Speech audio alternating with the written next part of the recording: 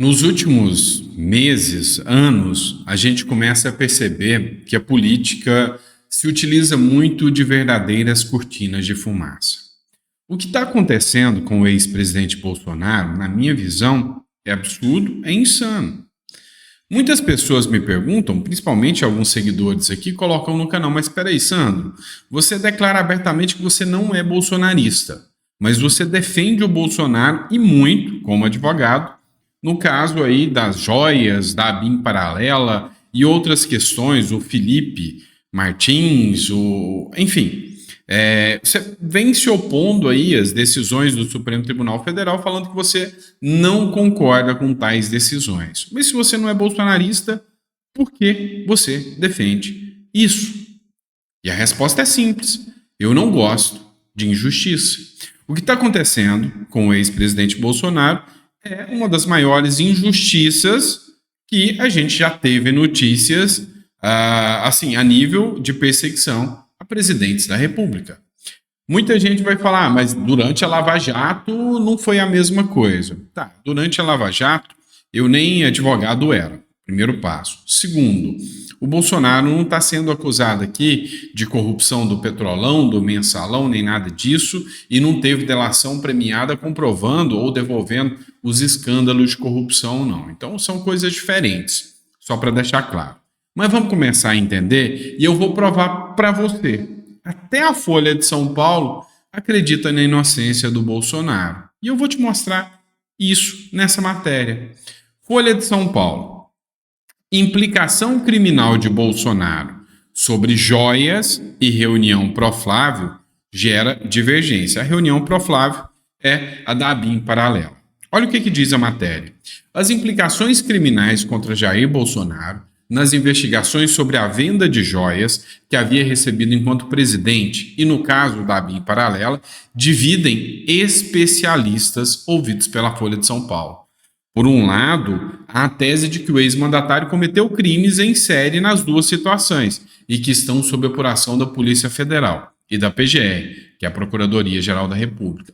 Por outro lado, há advogados que não veem provas suficientes no momento para incriminar o ex-presidente. Em relação às joias, eles divergem quanto a se os presentes milionários que Bolsonaro recebeu e depois tentou vender integrariam seu acervo pessoal ou o acervo público. Resumindo isso aqui para você, ninguém tem uma definição correta porque estão tentando fazer uma manobra política, né, uma lawfare, para pegar o Bolsonaro.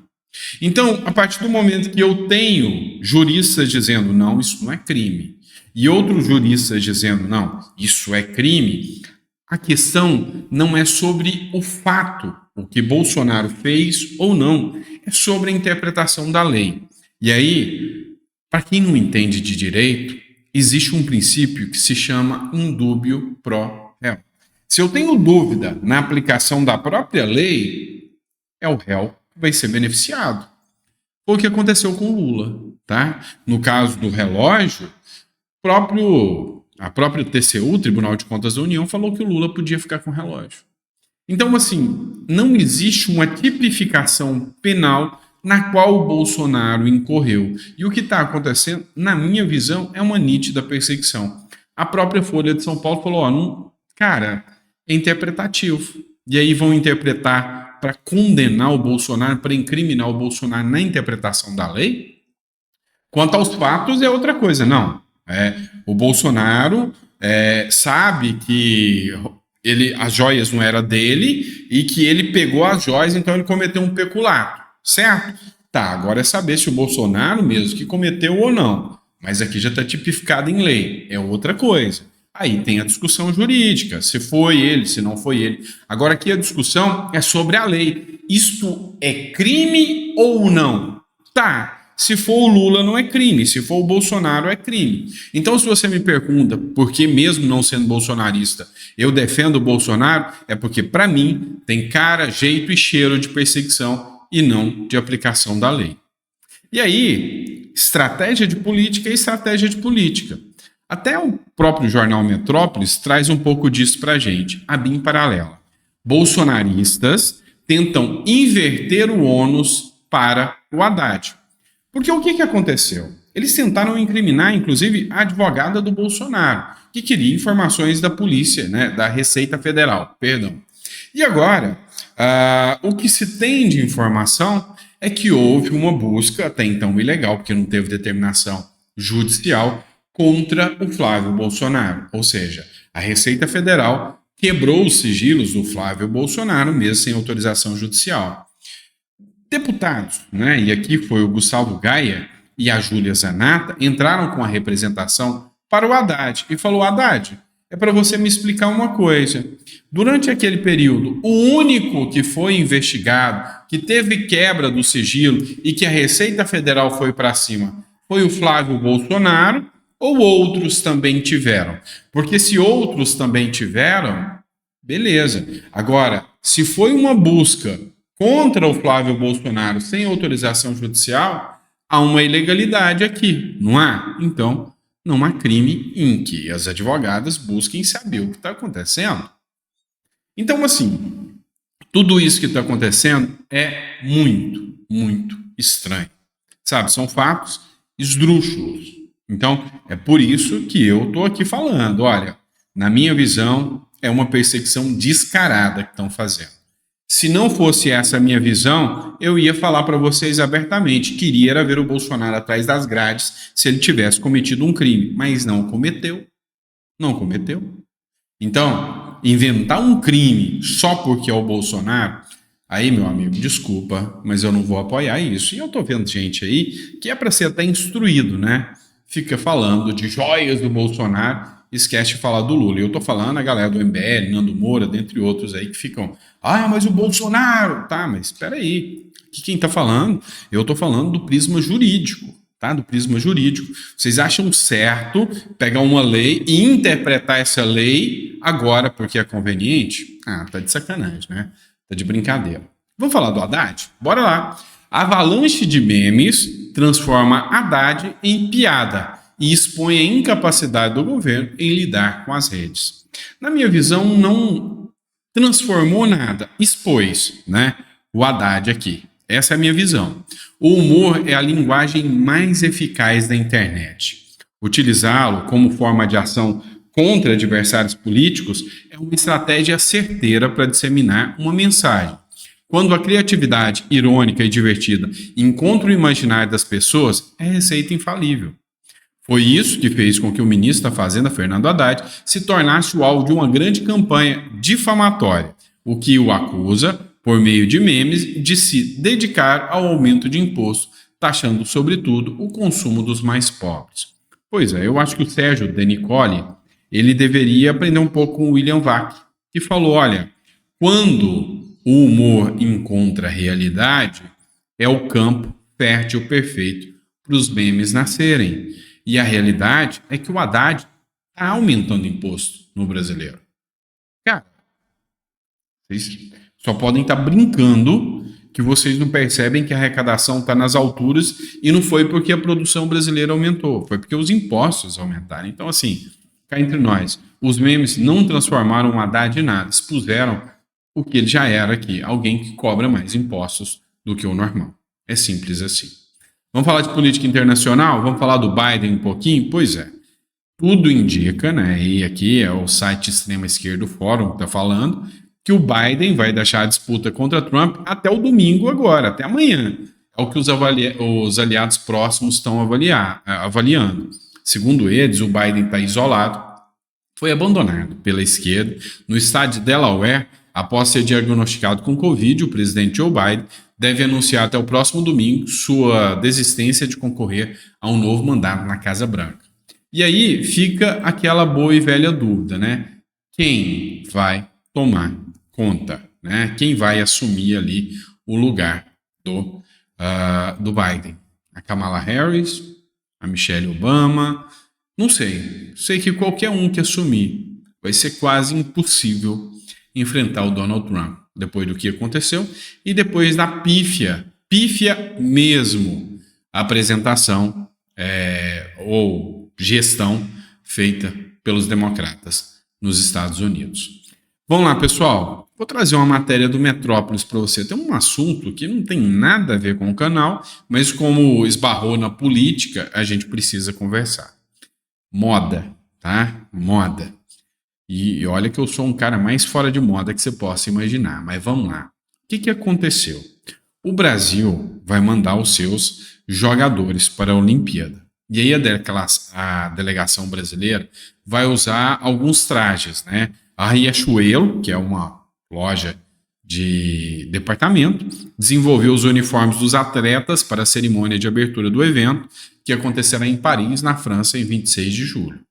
E aí, eu que não entendo nada de moda, sei que esses uniformes são completamente cafonas. Desculpa aí, mas se você observar os uniformes das outras delegações, com estruturas impecáveis, aqui tá parecendo que o cara vai sair de um rolê lá do Lula Palusa e vai para a delegação brasileira. Então, assim, você não precisa ser muito inteligente para ver de onde veio essa inspiração. Essa inspiração não tem nada a ver com a nossa riqueza, com a nossa cultura, não tem nada a ver. A inspiração é isso aqui. Ou vocês não estão vendo a semelhança? Só vocês darem uma olhada aqui e darem uma olhada aqui. Aqui, aqui, né? Dá uma olhada no estilo da roupa e aqui. Então é óbvio, é claro que não tem nada a ver, mostra assim um desrespeito e um despreparo total, né, sobre os atletas que vão participar dessa Olimpíada. Eu peguei um vídeo aqui, né, que eu achei super interessante, que trata especificamente, né, das roupas que o Brasil vai utilizar na delegação. E assim, você precisa entender o que está acontecendo. Dá uma olhada nesse vídeo. Essa moça que entende de moda, eu não sei o nome dela, mas dá uma olhada, uma análise totalmente imparcial que ela fez. Mas você vai entender um pouco o que está acontecendo. Eu achei o uniforme do Brasil perfeito. Perfeito para ensinar para vocês a diferença entre moda e roupa. Eu sempre falo que a moda é um reflexo social, cultural, econômico e político do tempo que a gente está vivendo. E a gente conseguiu ver isso claramente nos uniformes das delegações. Se a gente olhar para os uniformes das outras seleções, a gente vai ver o respeito e o amor à cultura expressado através das roupas, dos bordados, do caimento, do feitio de cada peça. A gente consegue ver o apoio, o incentivo, a valorização dos atletas refletidas através da elaboração de cada look. Do mesmo jeito que quando a gente olha para os uniformes do Brasil, a gente também consegue perceber isso. Ele é um reflexo de como os nossos atletas e as nossas pessoas são tratadas aqui. A gente consegue ver uma falta de respeito pela nossa cultura, pela nossa ancestralidade, uma falta de respeito pela nossa história, uma falta de respeito pelos nossos designers que poderiam ter criado coisas muito melhores do que o que foi apresentado, uma falta de respeito e de incentivo pelos nossos atletas. A gente vive num país multicultural, um país riquíssimo, com uma ampla diversidade, uma biodiversidade lindíssima. Nós somos um dos países que mais exporta seda no mundo, que mais exporta algodão no mundo, que mais exporta talentos no mundo. Nós somos um país extremamente rico e com muitas referências que serviriam de inspiração e de conceito para qualquer criativo criar. Porém, os nossos representantes, as pessoas que têm o poder de tomar decisão, não enxergam isso. Da mesma maneira que elas não enxergam e não valorizam o nosso povo, não enxergam e não valorizam a diversidade e riqueza do nosso país e o potencial dos nossos atletas e das pessoas que aqui vivem. Então, vamos lá. Não vou deixar o vídeo muito para não estender, mas você tem noção de que a gente está numa situação tão deplorável, que até a roupa escolhida para os nossos atletas da delegação desrespeitam o povo brasileiro? É isso que está acontecendo. Até as roupas desrespeitam o povo brasileiro. Foi o que essa moça falou aqui, sabe? Representaram o total desrespeito, inclusive, com os próprios atletas.